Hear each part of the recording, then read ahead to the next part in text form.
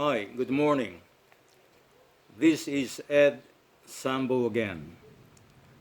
And right now, we are now on episode number 7. And today, I am going to discuss Holy Week, which is very familiar for Christians during our Christian dispensation. Now, as you would know, Holy Week starts on Palm Sunday. Then we have Holy Thursday, Good Friday, Black Saturday, and Easter Sunday. And it is the belief of most Christians that Jesus Christ died on a Friday and resurrected on a Sunday. And they say that the days mentioned here were the name of the days: Friday, Saturday, Sunday, and that makes 3 days. But the problem is, biblically, it doesn't go that way. Now let us try to find out what the Bible says about this. We had been celebrating Holy Week every year, in which this had been the tradition of big churches all over the world, with the belief that Jesus Christ died on a Friday and resurrected on a Sunday. This doctrine states that Jesus Christ died for 3 days and 3 nights, and after this, Christ's body resurrected. If we are going to analyze the situation, that if Christ died on a Friday and resurrected on a Sunday, then the length of time that Christ had been dead will not be equal to 3 days and 3 nights. Then it seems that Christ did not die on a Friday. If not on a Friday, then what day did Christ die? Was it on a Friday, a Thursday, a Wednesday, or a Tuesday? As you would notice, when we say a day, it is composed of 24 hours, 12 hours daylight, and 12 hours nighttime. To prove this biblically, let us go to the book of John, chapter 11, verse 9. And it says, Jesus answered, "Are there not 12 hours of daylight? A man who walks by day will not stumble, for he sees by this world's light."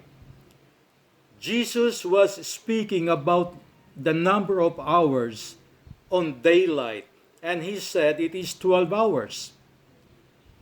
But there is also the nighttime, which is also composed of another 12 hours.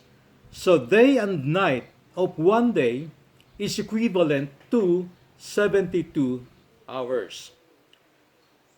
So Christ died for 72 hours. To check this, let us go to the book of Matthew, chapter 12, verses 39 to 40. And it says, "But he answered and said unto them, An evil and adulterous generation seeketh after a sign, and there shall no sign be given to it, but the sign of the prophet Jonas. For as Jonas was 3 days and 3 nights in the whale's belly, so shall the Son of Man be 3 days and 3 nights in the heart of the earth."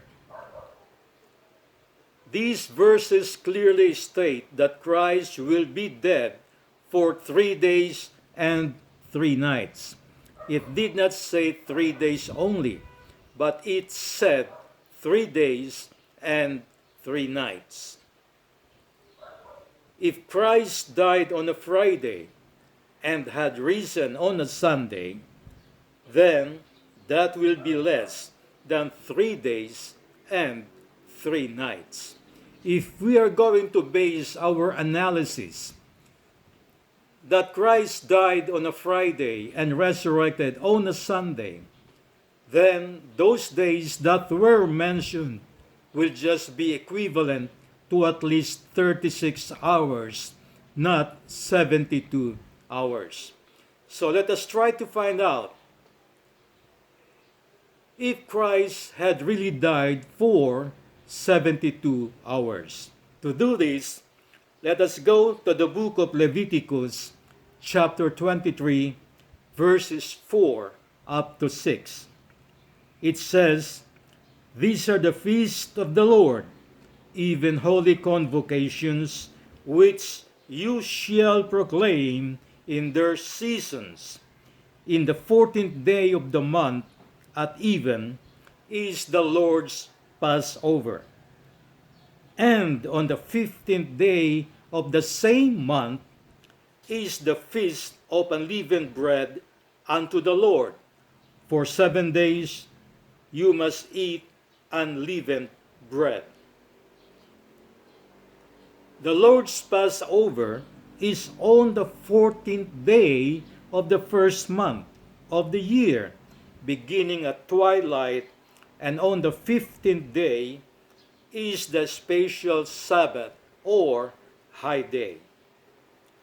This special Sabbath is a commemoration of the day when the Israelites left Egypt from their slavery. Now let us try to discuss the word Passover. During the time of Moses, when Moses told the Pharaoh that all firstborn sons will die,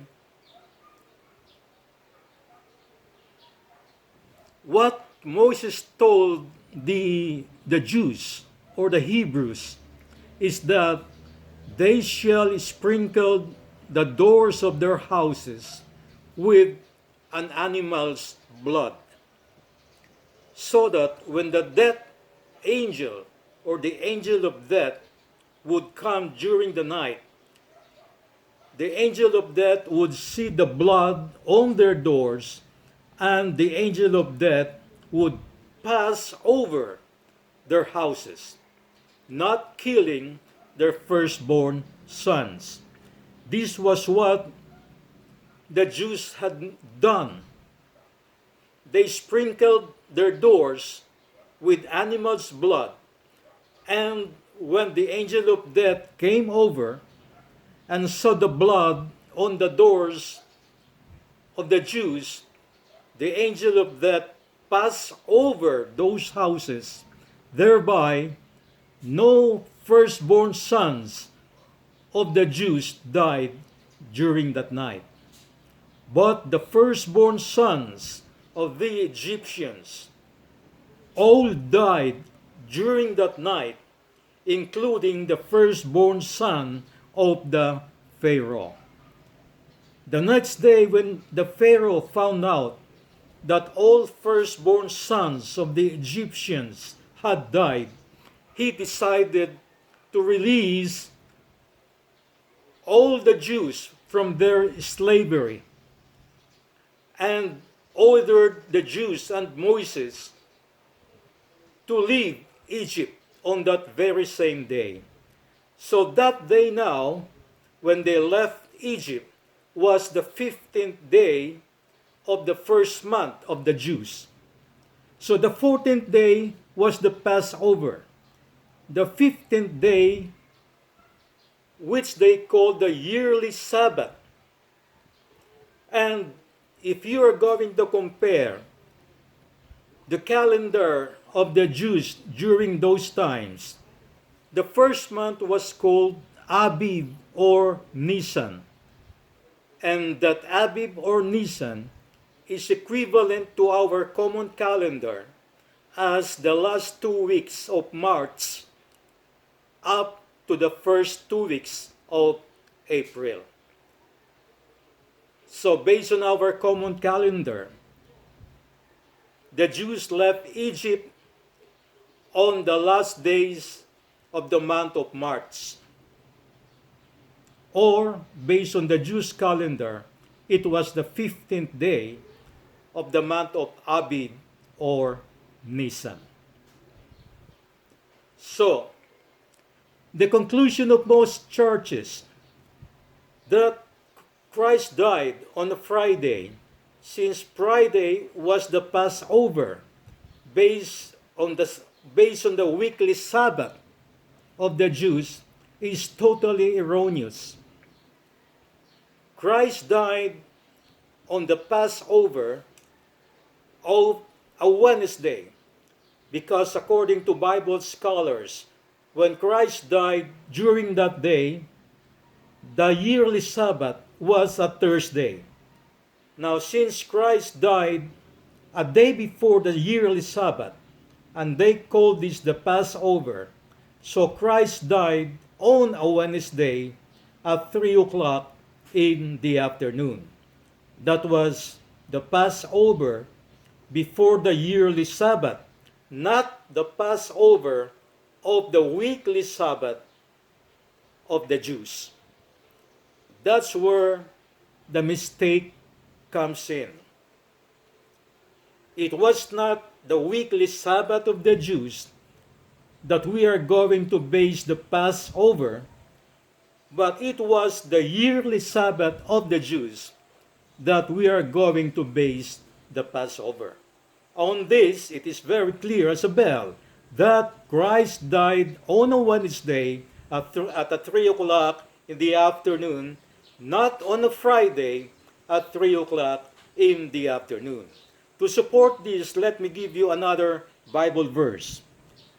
In the book of Exodus, chapter 13, verses 13 to 14, it says, "Then Moses said to the people, 'Commemorate this day, the day you came out of Egypt, out of the land of slavery, because the Lord brought you out with a mighty hand. Eat nothing containing yeast. Today in the month of Abib, you are living.'" It is very clear that the Jews left Egypt on the month of Abib or on the month of Nisan. So the Passover happened on the 14th day and the yearly Sabbath happened on the 15th day on the month of Abib or Nisan. It is very clear then that if we are going to conclude that the death of Christ happened on a Wednesday, then it would be very simple to analyze that this will be 72 hours or 3 days and 3 nights. Let us try to find out the length of time from the death of Christ to the time of his resurrection.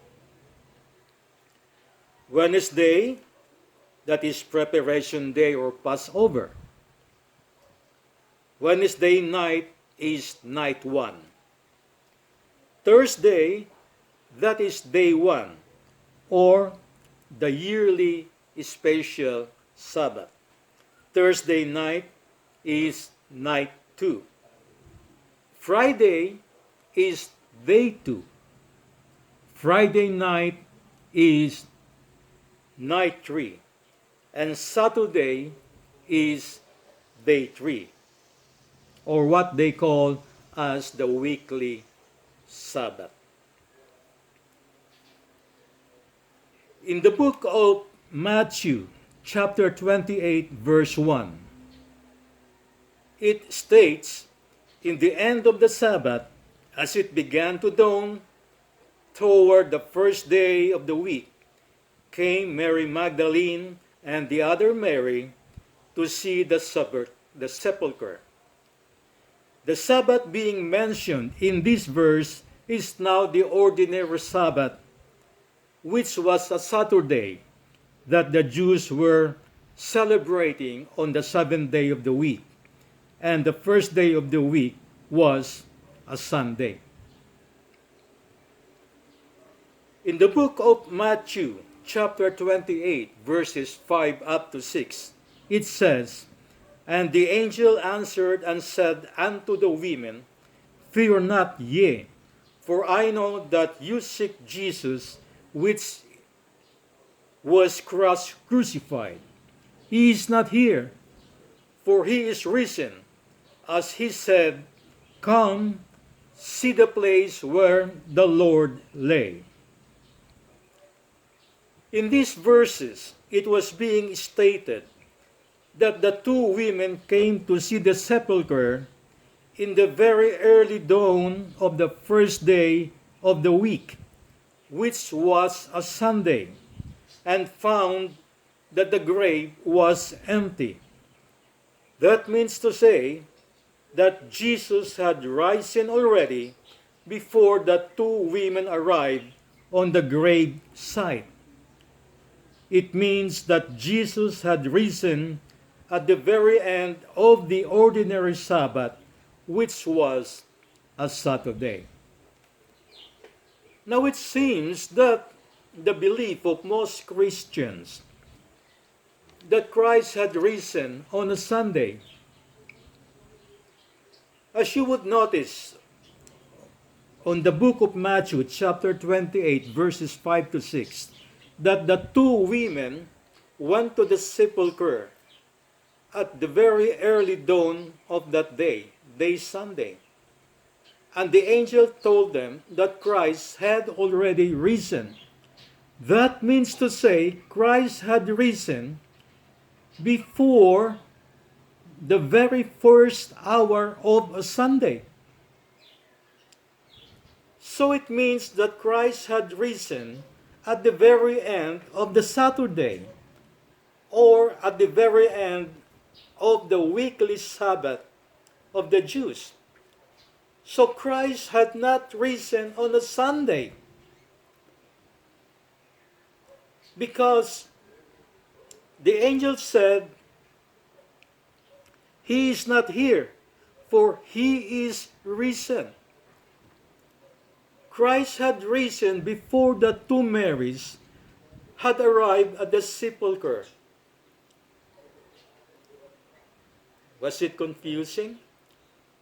The problem is, our minds had been programmed to believe that Christ died on a Friday and Christ had risen on a Sunday. But biblically, that doctrine is totally erroneous.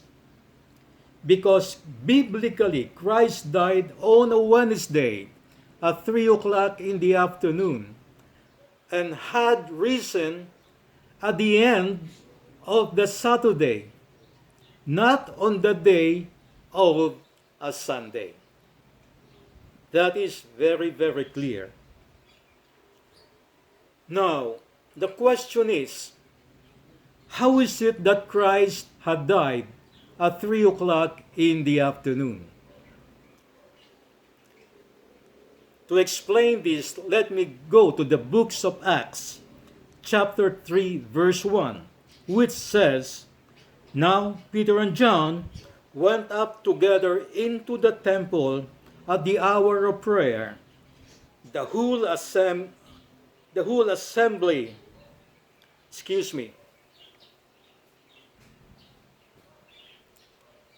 Well, sorry about that. Let me go back to the book of Acts, chapter 3, verse 1. And it says, Now Peter and John went up together into the temple at the hour of prayer, being the ninth hour. The ninth hour is 3 o'clock in the afternoon. Let me explain that further.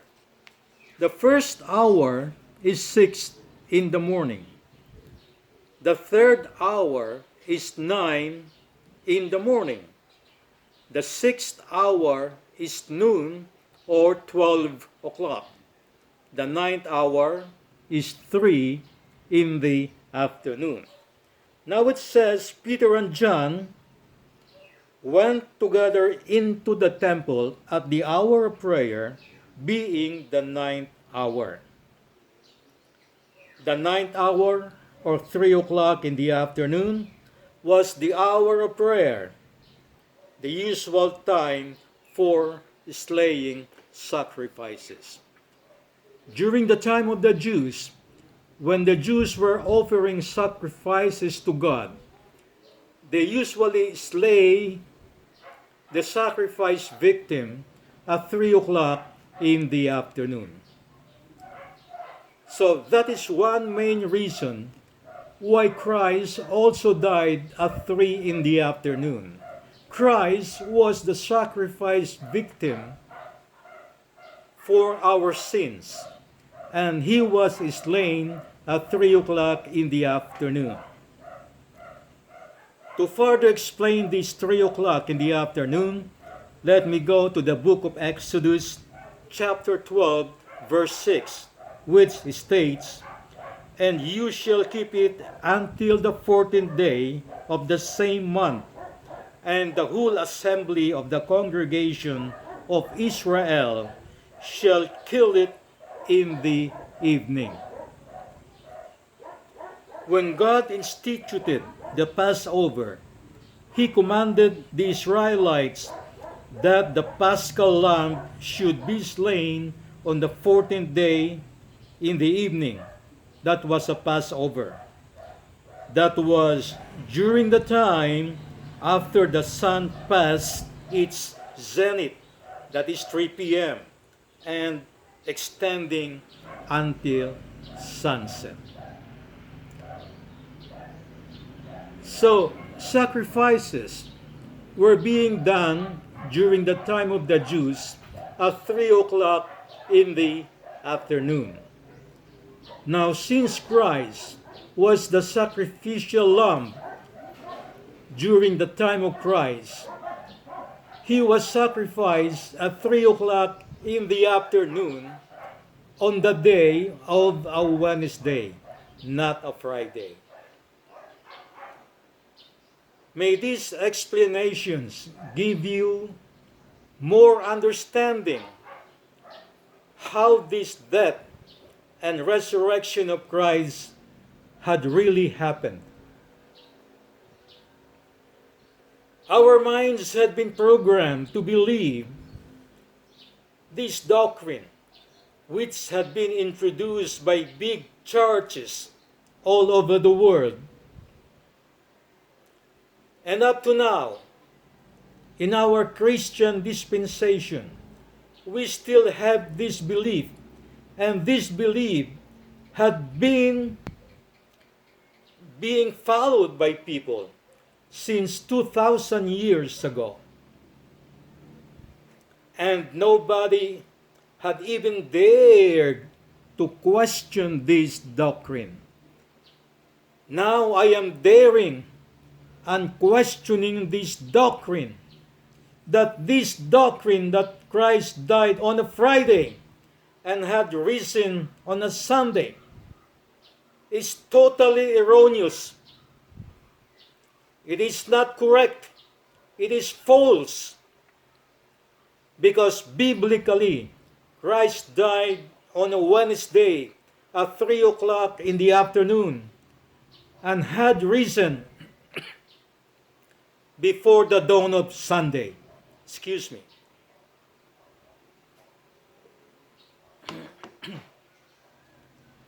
But the problem is, we had been celebrating this event of Holy Week, for the past 2,000 years. And it is very difficult. It is very hard to change it. It seems that we had been celebrating Holy Week on the wrong days of the calendar. This tradition had been with us for almost 2,000 years, and it would be difficult to change it. Anyway, let us continue to celebrate and commemorate this event, the Holy Week, but this time with the knowledge that we now know the whole story of the death and resurrection of Jesus Christ. As you would notice, when I was discussing this topic, I had always supported my statements with biblical verses. I did not say all these things just based on my opinions, but I said all these things based on the Bible. Now, if you believe on the Bible, I am very sure that you are going to accept my explanations. The problem is, if you don't believe in the Bible, then you will never accept what I am trying to explain. So, fellow Bible-believing Christians, I would like to advise you that try to read the Bible more carefully. Try to understand the verses, especially these verses which concerns our Holy Week that we are celebrating every year. And we had been celebrating this event on the wrong dates of the year. Wrong dates and wrong days of the year. For fellow Bible-believing Christians, if you would like more, to gain more knowledge about this topic, I would suggest that I could send you a written copy of this topic. And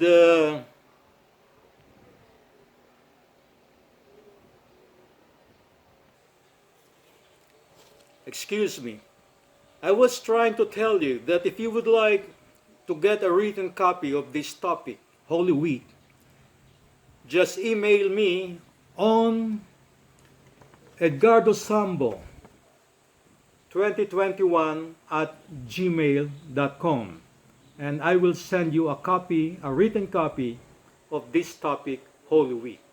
And if you would like to see or listen to the previous broadcast, because as you would notice, we are now on episode number 7. And if you would like to see the broadcast episode number 1 to episode number 6, on YouTube, on the word search, just type the words Edgardo Sambo, and you will find all the previous broadcasts I have done. For Bible-believing Christians, I will be doing a broadcasting once a week. And I will broadcast again next week, and I hope that you will be there and you will be following my broadcast every week. Thank you very much, and see you next week.